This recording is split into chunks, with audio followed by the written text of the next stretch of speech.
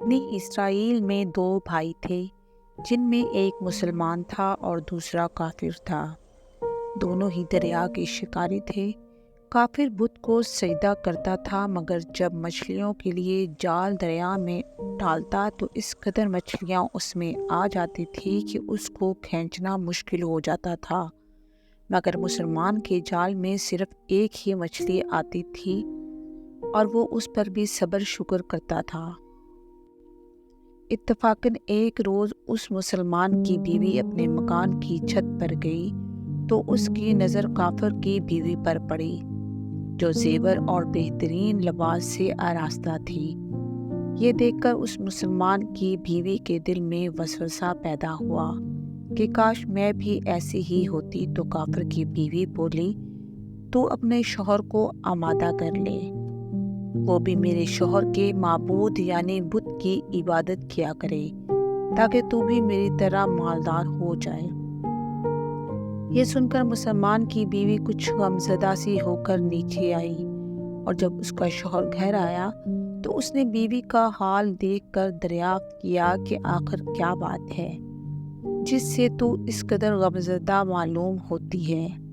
تو وہ کہنے لگی، بس میاں، اب یا تو مجھے طلاق دے دو یا اپنے بھائی کی معبود کی پرستش اختیار کرو۔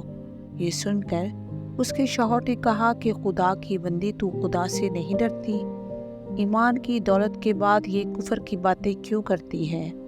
تو عورت بولی، بس مجھے اب زیادہ باتیں نہ بناؤ، میں ننگی بھوکی نہیں رہ سکتی، جبکہ دوسری عورتیں اور خصوصاً تیرے بھائی کی بیوی کو دیکھ کر کہ وہ زیورات اور عمدہ لباس سے آراستہ ہے۔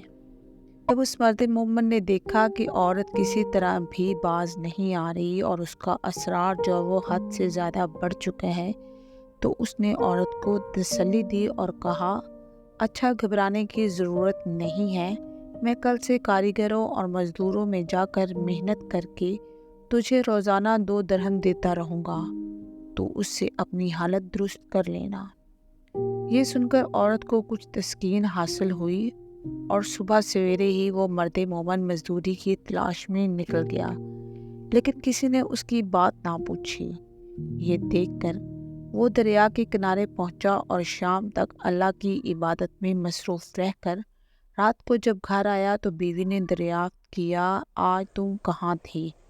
تو وہ کہنے لگا، میں بادشاہ کی خدمت میں تھا، اس نے مجھ سے 30 دن کام کرنے کی شرط کی ہے۔ عورت بولی، آخر بادشاہ تم کو کیا دے گا؟ تو اس نے جواب دیا کہ میرا بادشاہ بڑا کریم ہے، اس کے خزانے مال و دولت سے بھرے ہوئے ہیں، مجھے وہ دے گا جو میں چاہوں گا۔ چنانچہ اسی طرح برابر وہ اپنے معبود برحق کی عبادت میں مصروف رہا، اور 30ویں رات ہوئی تو بیوی نے کہا کہ سنو میاں، اگر کل تم نے مجھے مزدوری لا کر نہ دی تو تم مجھے طلاق دے دینا۔ یہ سن کر اس کو کافی پریشانی لاحق ہوئی، اور 30ویں صبح کو اس نے ایک یہودی سے کہا، کیا تم مجھے مزدوری پر لگا لو گے؟ یہ سن کر یہودی کہنے لگا کہ ہاں، تم کو مزدوری تو مل جائے گی، لیکن شرط یہ ہے کہ میرے پاس تمہارے کھانے پینے کا کوئی انتظام نہیں ہے۔ چنانچہ وہ مرد مومن روزہ کی نیت کر کے یہودی کے ساتھ چلا گیا، اور اللہ تعالیٰ کے حکم سے حضرت جبرائیل علیہ السلام 29 اشرفیاں ایک نورانی طباق میں لے کر اس کی بیوی کے پاس پہنچے۔ میں بادشاہ کا قاصد ہوں، اس نے یہ اشرفیاں دے کر مجھے تیرے پاس بھیجا ہے اور فرمایا ہے کہ تیرا شوہر ہمارے کام میں تھا، ہم نے اس کو نہ چھوڑا، یہاں تک کہ اس نے ہم کو چھوڑ دیا اور یہودی کے پاس چلا گیا۔ اگر وہ ہمارا کام کرتا تو ہم اس کو اور زیادہ اجرت دیتے، بس یہ ایک اشرفی کی کمی اسی وجہ سے ہے۔